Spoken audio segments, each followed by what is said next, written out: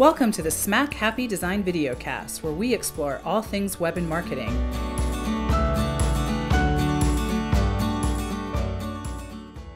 With your hosts, Nicole and Danielle. Welcome to the Smack Happy Videocast, episode number 10. Today we have Caro Calazos with us again from Be Social Group, and she's a social media expert. We had so much fun chatting with her last time, and I kind of thought that we could just talk about like a million things and get a lot of great insight for you guys. So we invited her back for part 2. So welcome, Caro. Thank you so much for having me. We had so much fun, like you said, and we just said, we need a second episode, and here we are. Be Social Group, bringing everybody today the buzz. Yeah. I love that, B. That's so cool. So people are going to need to watch this. Just a note to throw out there. People are going to need to watch this one because you'll get the full buzz effect. Yeah. So let's do some quick little intros. Caro, will you go ahead and start and just give us a brief overview about your company and what you do? Absolutely. Thank you so much, Nicole and Danielle. Actually, at Be Social Group, we focus on helping small business artists and entrepreneurs to bring their business more brand awareness, more exposure, more traffic to their website, support with lead generation, and support any SEO or PPC campaigns that they're currently doing through social media. So basically what we do is we manage businesses, artists, and entrepreneurs' social media channels such as Facebook, Twitter, Instagram, LinkedIn, Pinterest, Google+, and so on. We only focus on social media marketing, social media advertising, and social media promotions for businesses. Thank you. Yeah. Awesome.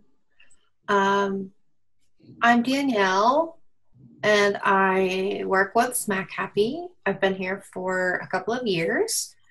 I rounded it up to a couple of years. I don't think it's 2 years exactly yet, but in August it will be. So I'm just saying 2 years because I like to round up. I help out with a little bit of everything, project management, SEO, content writing, and yeah, that's me in a nutshell with Smack Happy.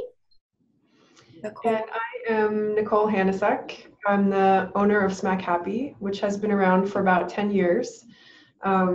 Started out mostly just providing web design, but we kept kind of growing and getting more clients and more leads. And now I've got a team of people working with us, and we do web design and online marketing. So kind of a variety of things online related.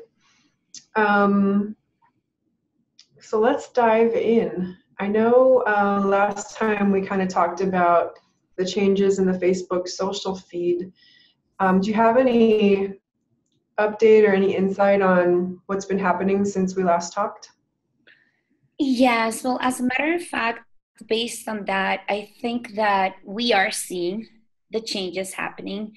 We are seeing that organic reach is becoming a bit of a challenge.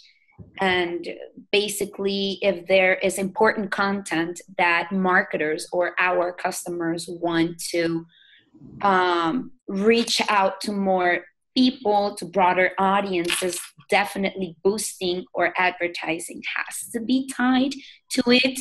If you're posting your typical inspirational quote, your fun fact Friday, your throwback Thursday, and it reaches whatever it reaches organically, you're fine.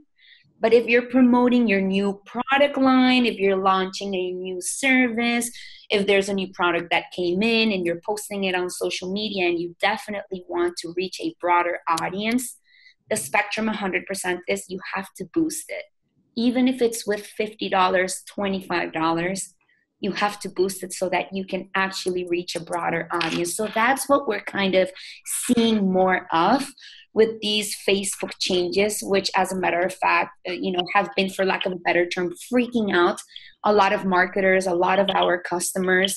And so what we're doing right now is strategizing the content Pretty much content that does not need boosting and a broad audience, and then content that does need a broader audience, does need more attention. So it's kind of two boats in a sense. The one that goes sailing without boosting, and then the one that goes sailing with boosting and support. So in a sense, that's how we're treating it nowadays. Okay. That makes sense. Yeah. One of the things that was funny, there was a client that we have that regardless of ever, he barely ever had to boost anything because his brand was such a popular B2C brand. And even still, he's still getting people who come to the Facebook page organically because of the brand, I think, not because of, the actual posts. So he's like, we get lucky on that, but you could still definitely see the downtick in organic visits. And I think that this is really scary for a lot of people, though, that really thought they could depend on Facebook and the organic reach that they did get out of it without having to put a lot of budget into it. So like you said, really coming up with like a strategy and planning so that you could, figure out what content is the best to promote and kind of figuring out why you would even want to do it in the first place. Because before, I think we talked about like people in the past just kind of like the people who did have budget would just keep throwing more and more and more and more money at the posts, and it would be something that would be constantly. So, just kind of rethinking the strategy Absolutely. is kind of what I was thinking that we would do for us, It's scary though. It's really scary. It is indeed. But in a sense, I feel it's a change that's happening that in a sense was already in place in the early days. And so, like I explained in BNI, the business club that I attend every Wednesday morning, it's like, basically we have to strategize again and restructure strategy. Obviously, depending again who you are, but even so, if you're Shakira, if you're Ricky Martin, if you're J-Lo, right? It'll still hurt them. The difference is obviously the amount of engagement that we're comparing to. A local coffee shop versus J-Lo's Facebook page. But in a sense, everybody's having to restructure and strategize all over again, quotation mark, to continue to be strategic, even though Facebook continues to put changes and new platforms and new systems and new advertising tools. It will always be. So in a sense, us as social media experts, we're used to it and we're used to the change, but obviously our customers and marketers that don't basically do this for a living, they just use social media as one of their many online tools to kind of promote their business. Mm-hmm. It throws off what they had already planned per se. Yeah. That's kind of a bummer, and we completely understand. But if you ask us as social media experts, we're so used to it that we kind of go with the flow, restructure, remanage, and just like everything else in life, when changes happen, we learn, we get over, we re-strategize, and then we move along in a sense. I mean, regardless, Facebook is a tool where you already have a database built, you already have an audience, you already have a plan for it. And so it's kind of like, how do we adapt so that we can continue to benefit from this platform that we've been building for 2 years, for 5, for 10, for 8. So yeah, I think one of the things that I was trying to do, and this is something that I was struggling with because I'm not in San Francisco, I'm in Pittsburgh, Pennsylvania. So I was thinking, okay, if some people on our team were like, I feel like I'm a Smack Happy enthusiast, right? So maybe this could give like other businesses an idea. Some services that we work with are not just limited to San Francisco. So what I was trying to do was say, okay, well, what if I invite some of my friends that I think might benefit from this service, and sending them like a little personalized message like, hey, why don't you like this page? And even though we might not, manage the person's social media, just trying to give them a little bit of a boost in that way. So like even thinking of it on the local level, like an organic thing, okay, well, I know a handful of clients who would be really into, this yoga class or this Pilates class. And, I'm going to invite them and see, just doing things like that. That's what I've been trying to do as a part of the strategy. So I think, little changes, even for the people who might be a little scared of the change. I know that's difficult sometimes for small businesses to do. It's hard for any of us to do, but you have to do it, especially when you're in, a marketer. You have to be open to change and Absolutely. constant change. I agree 100%. One other way in which we've been supporting our customers is telling them to tie in even more so their other online efforts, such as email marketing, massive text messaging, whether even so it's cold calling, to always make sure that they're talking about their Facebook, their Twitter, their Instagram page, all collateral, like all printing collateral, to make sure that they're including their hashtags, the handles of every social media channel, so that they don't only depend on the fact whether the organic reach is organic and the paid one is paid, but they're all of the efforts that they're also putting into place and strategizing on the side can go tied with social media. And so that people that looked at their website or looked at their email or looked at their business card saw their social media channels or some sort of campaigns or something that drove them to go to their social media channels and like them, follow them, and continue the conversation right that minute. And so in a sense, obviously it's a group of things and opportunities that can happen. It's just, again, like we always say, getting creative and finding, just the right way that fits your business best. Yeah. Mm-hmm. Nicole, did you want to say something? I saw that. Yeah, I was going to say, speaking of change, did you want to switch over to the Snapchat? Absolutely. Yeah. Let's do it. So with Snapchat, it's been, I think, right, kind of like a heartbroken situation ever since Instagram launched Insta Stories. And so it goes from there, right? And now I feel that Snapchat has held very strong in saying, like, we're not going to sell our platform to any of these big sharks. We believe in our project. We believe in our platform. We have users that we value. And so we're just going to continue to innovate and surprise them and keep them engaged and bring them back and whatnot. And so I feel that changing their platform, just like anything else in life or in the world of social media, people are going to feel comfortable, uncomfortable, tired of having to learn again how to use Snapchat because it changed drastically.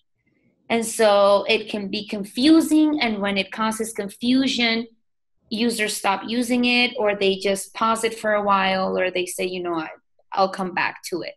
And so it's a plus and it's a negative for the platform itself.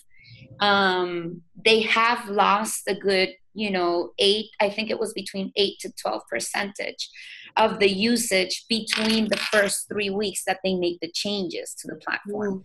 Then 2-3% kind of came back. So it's interesting how analytics are goals, right? And so analytics right that minute will tell you everything. So change might be frustrating, but it also has to do with the loyalty of the user, right? How much they love using the app, the platform, and how much, no matter how much change happens, they will come back. So I'll give you an example. Before Instagram launched Insta Stories, on my Snapchat stories, I would have over 102, 110 views per Snapchat, right? Say, for example, I would have 5 or 6 stories on Snapchat, having coffee, a meeting, a conference, a Snapchat of a BE t-shirt, and at home reading a book. And then on average, I would have around 80 to 101 views throughout that day. After Instagram launched Insta Stories, it went down to 12 views tops. Wow. And now that they made the change to the platform, it went down to 6. So we're talking numbers, because numbers is all right, is the way for us to measure, to see, analyze, so on and so forth. There you have it. And that's just a personal experiment, right? Of my personal Snapchat. We're not talking businesses, marketers. I'm not talking Kim Kardashian. I really don't know how many views Kim Kardashian has when she's Snapchatting, if it went down or up or whatnot. But one thing I'm sure is what Snapchat has the most is just regular users like you and myself and everybody else. Kim Kardashian, Shakira, Beyonce, J-Lo are different case studies. Mm-hmm. And so that, to give you an idea, is I think the challenges that any platform faces when they change so drastically. Mm-hmm. And so that's what we've been able to measure. We completely understand Snapchat's shoes, and we completely obviously understand the user's shoes. Yeah. I myself don't Snapchat as often as I used to. Main reason, Instagram stories, which we're obsessed with. Second reason, we always have love for Snapchat. I am in touch with my niece and nephew that live overseas. They live in the Caribbean and are teenagers. And so obviously the demographic of Snapchat is more in that spectrum. Teenagers, the younger crowd. And so that's the main reason, to be honest with you, that I Snapchat. And I got my father to Snapchat before they made the changes to the platform. He lives in Dominican Republic. He's 62. Before they made the changes, we would Snapchat every day and send just like short videos. So he would be like, I'm here on the farm with friends and the motorcycle. I love you. Sent. And then vice versa. Same with my niece and nephew. After the changes, my dad has gone MS. He's like, so he texts me on WhatsApp, another app to talk internationally. And he's like, what happened to Snapchat? I don't know how I send you the video. It changed. Where do I do this? Where do I do that? Mm. Obviously, he's an older generation. Yeah. And so I'm like, I'm not even going to explain. I'm like, okay, Dad, the platform changed, and then this is how you do it. But then this is going to be another 2-3 hour session to teach him back again how this works. Yeah. So in a sense, I feel that just, changes come with challenges, and obviously they come with downsides and upsides. But overall, in a sense of experience, I feel that this is what's been going on. And to be honest with you, the future of Snapchat, we still don't understand where it's going. Mm-hmm. Yeah. I feel like there's been so many solid social media platforms like over the years that are just going to stand the test of time. And maybe some of them will kind of hang out, but there's so much competition. And so there's something that I was thinking of, and it kind of goes like deep on a couple levels. So like I barely use Snapchat. I've had Snapchat since it came out, but I don't know if it was just the group of people that I would hang out with. Nobody really used social media. So I was like, well, who am I going to Snapchat? Me, do like send myself videos and like, or a stranger or something, I didn't even know how to use it. So it'd be interesting if I would start now and like do like another personal experiment and be like, okay, well, I wonder why the change was done. Like what the real strategy was like behind it. If it was just solely based on like, we want to back this, and we're passionate about what we do, and they're innovators, and obviously innovators and change makers, they always run into challenges.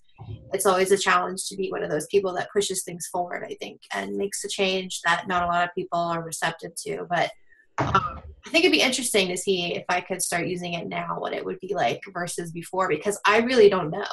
I barely used it. I've always been more of like an Instagram person, so I think my loyalty lays with them, but I don't know. We'll see. So we'll see if it stands the test of time, if it lasts with the new change, with a new generation of people. I don't know. I have a quick question. So I know that like stories, so Instagram has stories, Facebook has stories, mm-hmm. and these compete with Snapchat. And I feel like I'm too old for this stuff, so I don't understand. I don't really understand. So for the other folks who might listen to this and also don't get it, like, can you give us some examples of what people use these stories for? Absolutely. So stories were pretty much copied off of Snapchat's concept. So first and foremost, let's analyze Snapchat's history.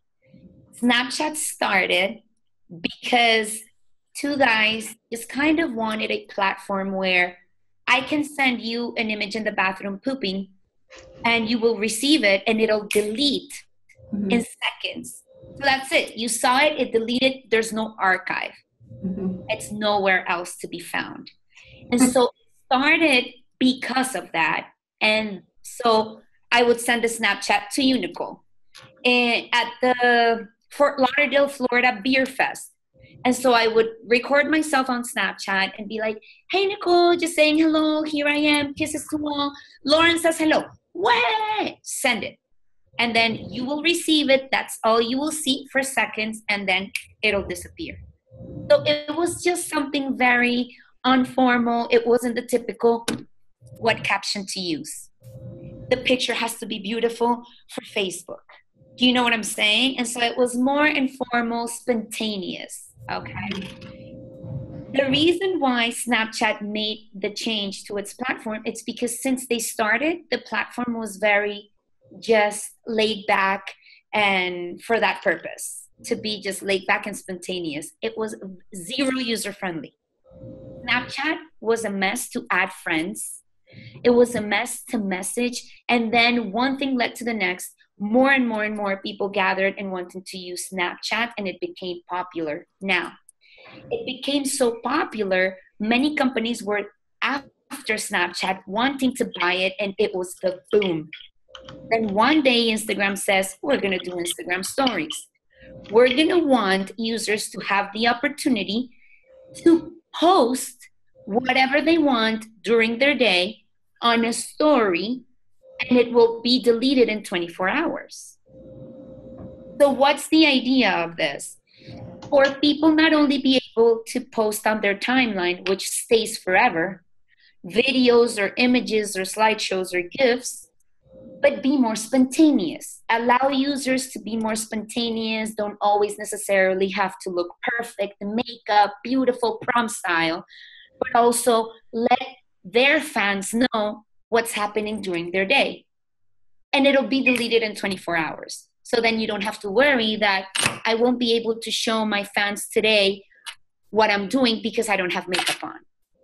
Because if I post it on my timeline, it'll stay there, right? I mean, you can always obviously go back to delete it. So in a sense, it wanted to kind of capture that creativity and laid back sense of users to be spontaneous and just, interact in a different way. So say, for example, at Be Social Group's Instagram account, on the Instagram story, we post events that we go to, so short videos of a conference that we're in, a photo of the coffee that we're tasting at a new coffee shop, and we don't have to have so much planning behind it. It's spontaneous because we know it'll be deleted in 24 hours, and especially because when you're posting things on your timeline, you want a brand awareness to happen. You want a storytelling to happen. You want to have a plan. You want things to look very beautiful and with brand awareness and with the logo and with the right colors and, whereas with Instagram stories, you can be spontaneous. Why? Because it'll be deleted in 24 hours. So that's pretty much, in a sense, the difference and the reason why it's become so popular, quotation mark. Okay. Gotcha. Yes. So fleeting moments in time, that's what Snapchat is or was. I guess it still is that, but just different now. I'm really interested to go and try this now. I feel like I should create one after we're done, and then we all make sure that we're on Snapchat, and I will. Oh, yeah, we are. We'll definitely be. I won't be pooping though. I won't be. I won't be doing anything too revealing. We can use it as a fun fact Friday. Not a lot of people know the reason why Snapchat started. So. Yeah, right. That's a good one. Yeah. I keep thinking about my day is just sitting in front of a computer typing a lot of stuff that is not at all riveting.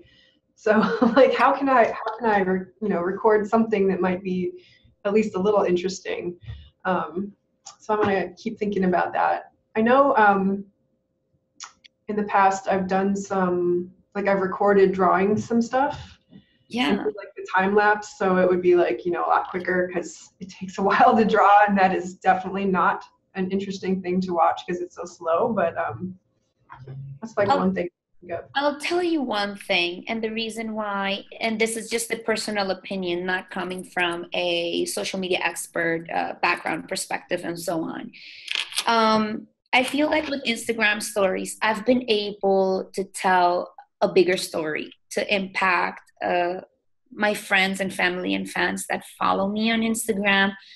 I'll give you an example. I put how I start my day, not every day, but here and there, because I love to empower other women and entrepreneurs and other people overall on the importance of discipline and how we can, as entrepreneurs and hustlers, also have discipline, and not only also, say, for example, pursue our jobs and our careers, but also our hobbies, other things that also make us happy. And so I love doing that by Instagram stories. And so I show them, for example, my morning routine is meditating for 30 minutes.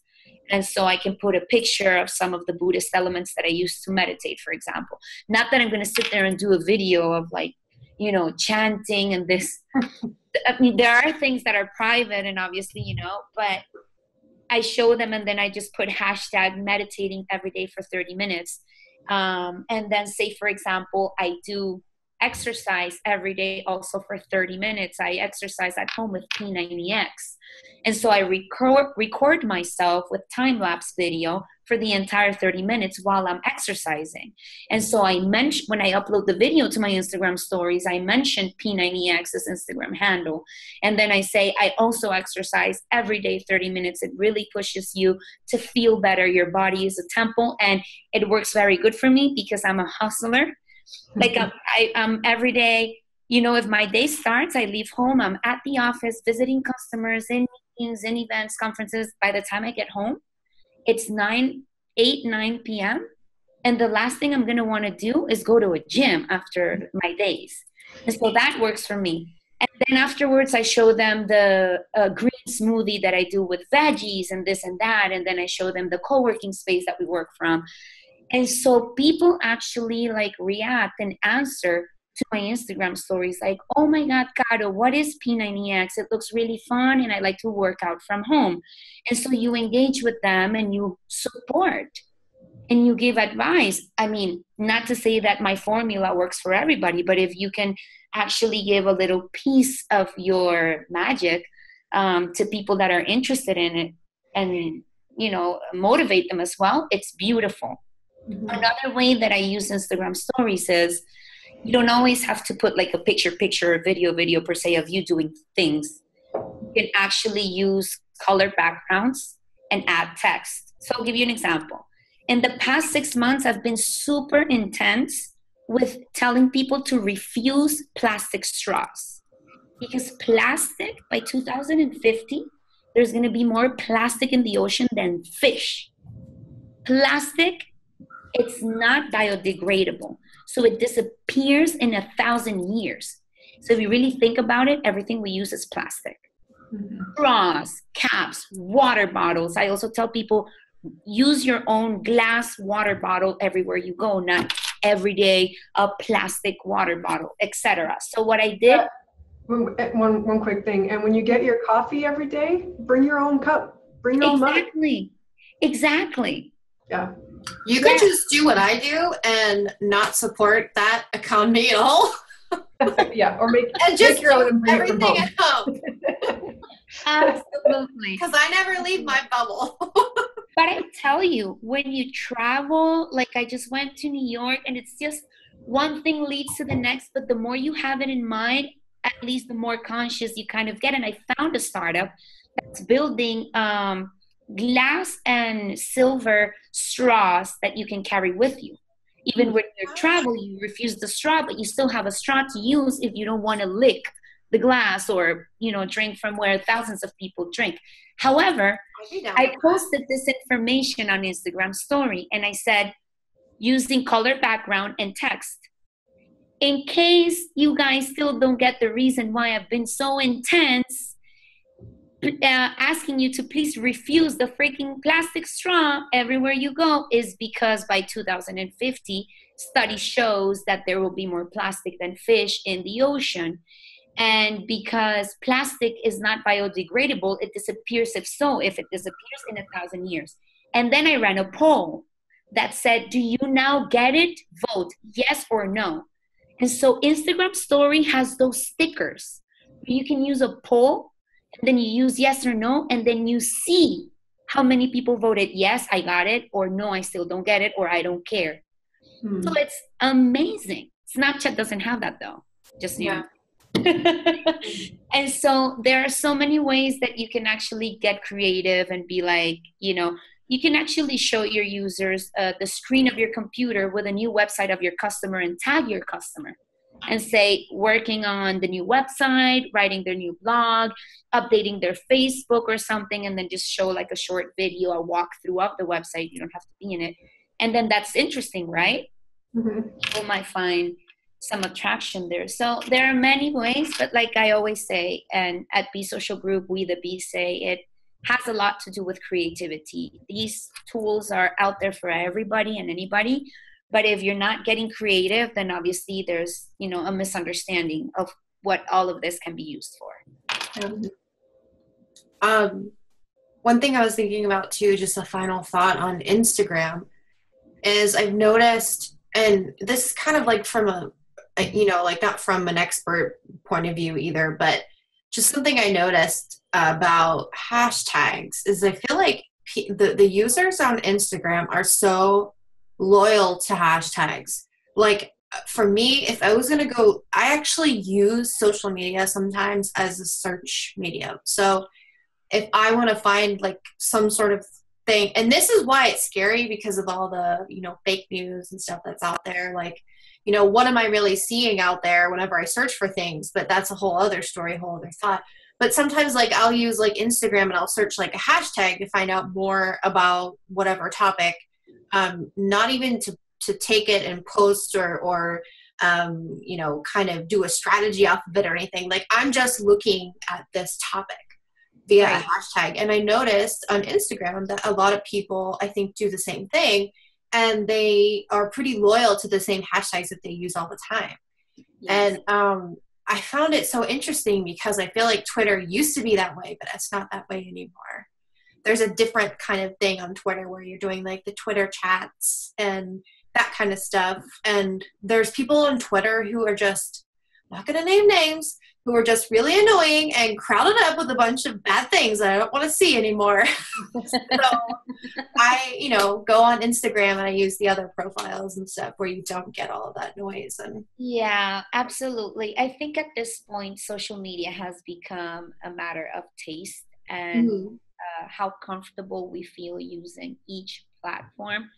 To be honest with you, at the beginning, and I would say a good 6 years ago, I really didn't get Twitter. And 6 years ago, Twitter was the it kind of thing. Yeah. And I wouldn't see like the importance of the interaction on Twitter. And for the past 3-4 years, I love Twitter. I just feel that even though you have the trolls, which I feel it's very hard with these social media platforms to kind of avoid the troll kind of thing. But I think that it's fascinating in a sense that you do have the opportunity to choose to follow and unfollow certain people, celebrities, politicians, and so on that you either admire or dislike, right?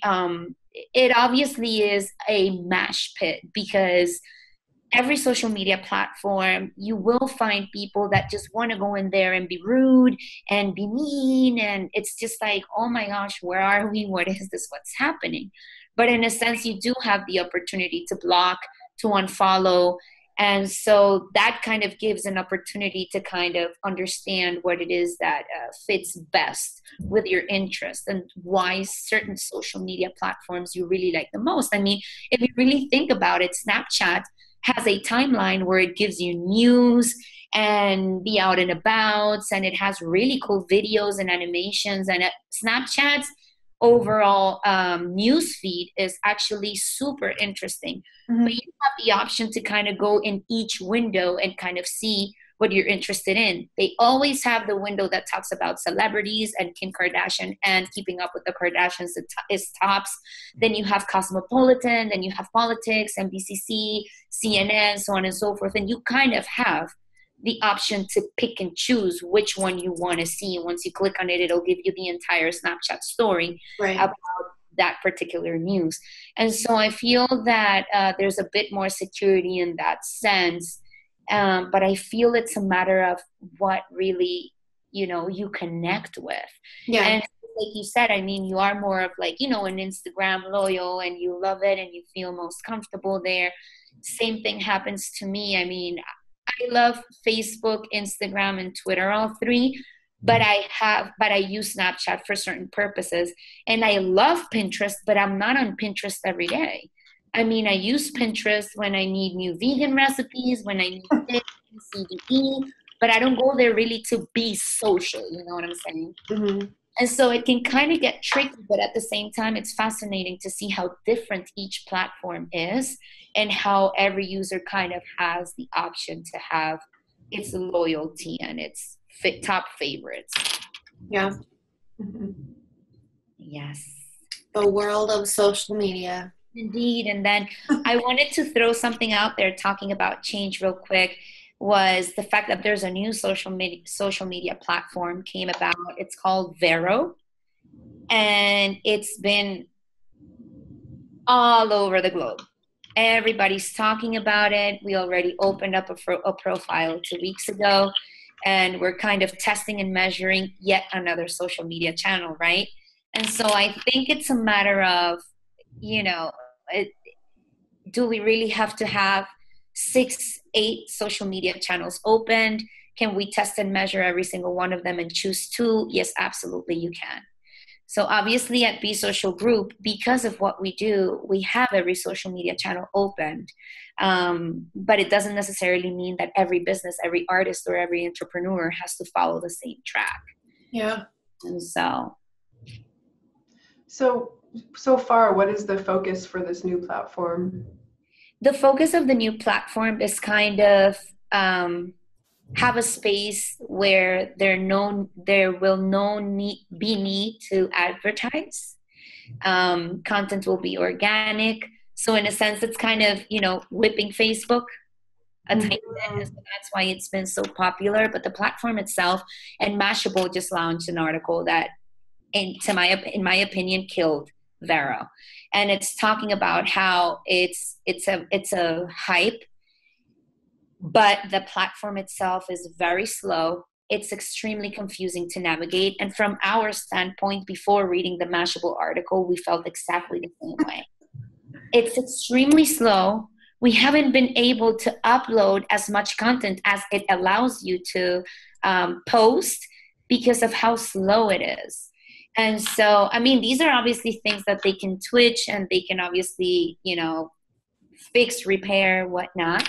But just, it's really confusing to navigate. One cool thing is that you can share books that you like. You can share music that you like. In a sense, it's a platform that I think unifies a lot of the things that users like to share, which is music and reading, art, photos, restaurants. So in a sense, I think it's like a blend of Yelp, LinkedIn, Facebook, Twitter, Instagram. It's like you can do so much. One thing they don't have is Instagram stories, and they don't have anything similar to what Snapchat does.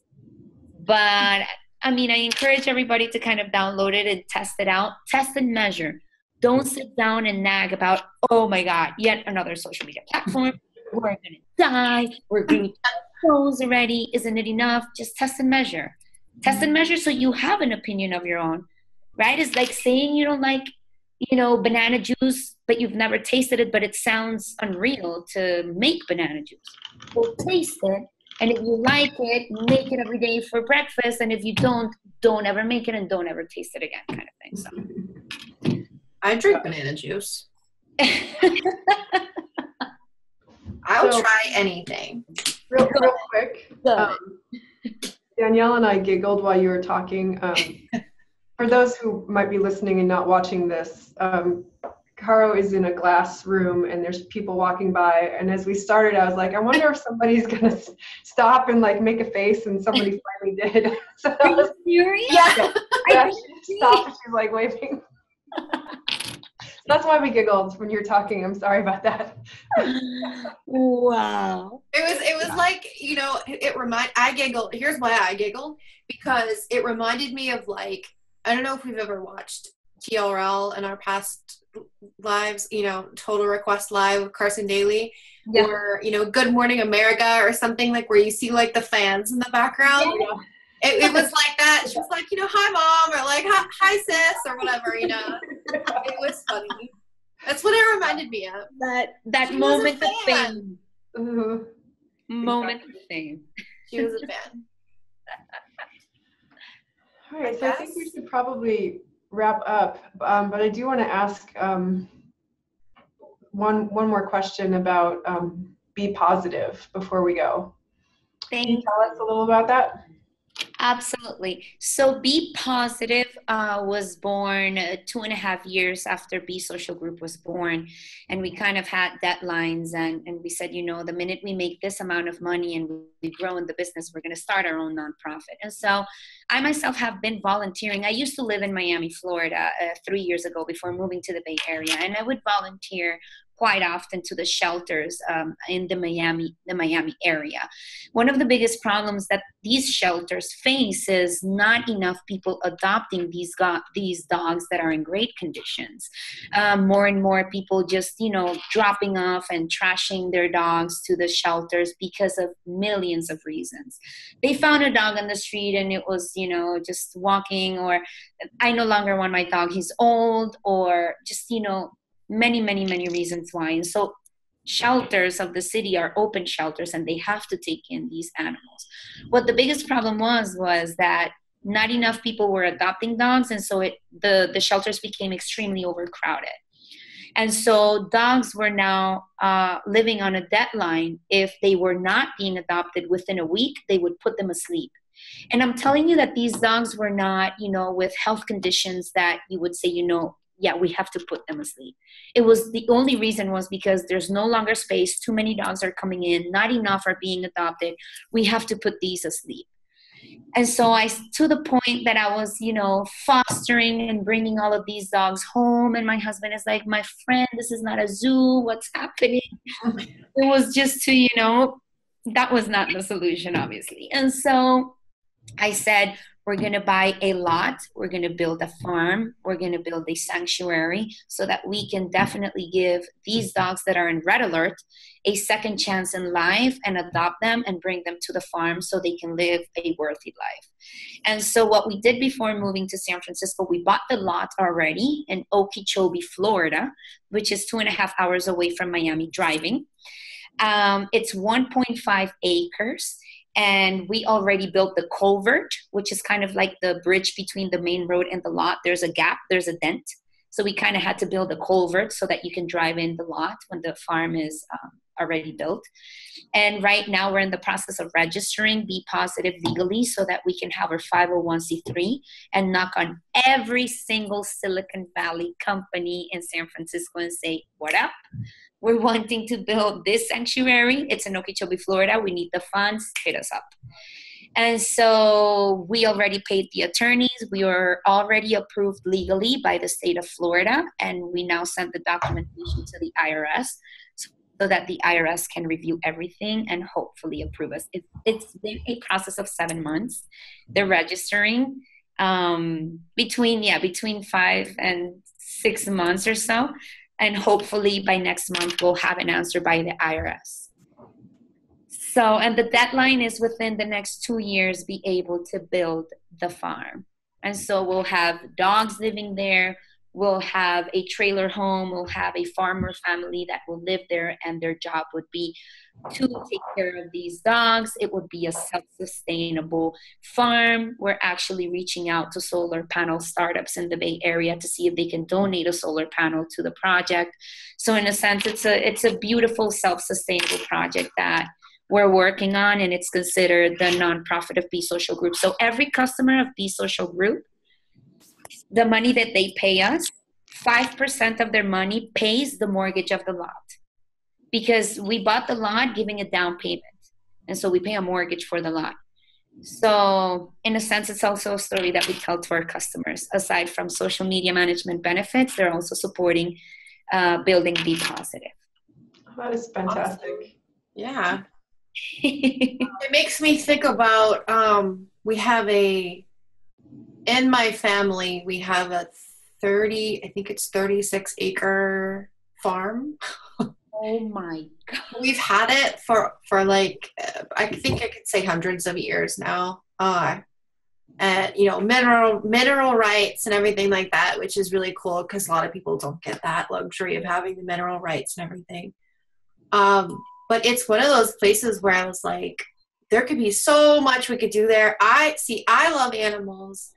My husband likes animals. Like, he wouldn't want to hurt animals, but he's not like an animal lover, like where he would go and he would like collect animals, or he would like want to put them somewhere. Like me, I want to do this. So I'm like, I have this barn, I have these stables, like I have this fenced in area, and I would love to like someday be able to build a home out there and like start doing that like for myself, like just collecting.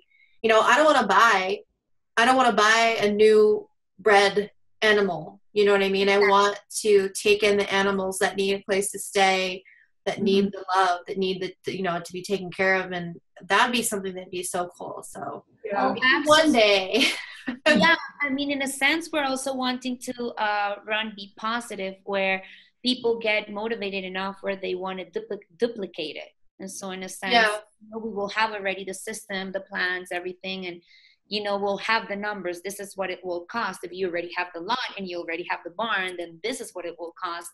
And these are the ways to do it. So you can just kind of, take on and do it as well. So the idea is actually to motivate more people to kind of invest in projects like these. And instead of having, a ton of animals crumbled up indoor, which, I mean, every time I go even to very well put together shelters like in San Francisco, it still hurts me because it's a brick wall. That's not their nature. So it's confusing to them. Yeah. It's, but we'll see. Hope's up. Yeah. It'll be great. It'll be good. Yeah, we will think positive thoughts for you on this for sure. Yeah. Well, once it's there, maybe we can visit. Yeah. Yes, maybe we can come down and we can shovel some, what do they say about the hay? You could shovel some of the poop or something. Like I would do that. I would volunteer for that. I don't mind doing that stuff. By all means, more than welcome to do so. All right. Well, thank you so much for joining us again. It's always a pleasure chatting with you. Likewise. Tell us one more time, how, if anyone wanted to support Be Positive, how could they go about doing that? Absolutely. They can visit our website, besocialgroup.com, and there's a tab called Be Positive, or they can follow us on social media, Instagram and Facebook at Be Positive. And it's PAW as in paw, as in dog paw. And by following us on social media, you will be able to find out about our upcoming either events or merchandise selling to raise funds for building the farm. So that's the best way to kind of keep in touch and help us in any sense. Oh, that's fantastic. All right. So thank you for joining Smack Happy videocast, where we explore all things web and marketing for small businesses. Until next time, everybody. Until next time, ladies, thank you so much for the opportunity, and buzz out.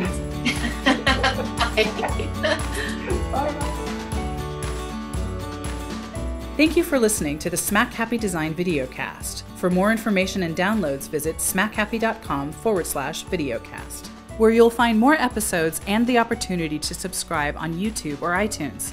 You can also sign up for our newsletter delivered to your inbox monthly. And if you enjoyed this episode, please share it with your friends and colleagues.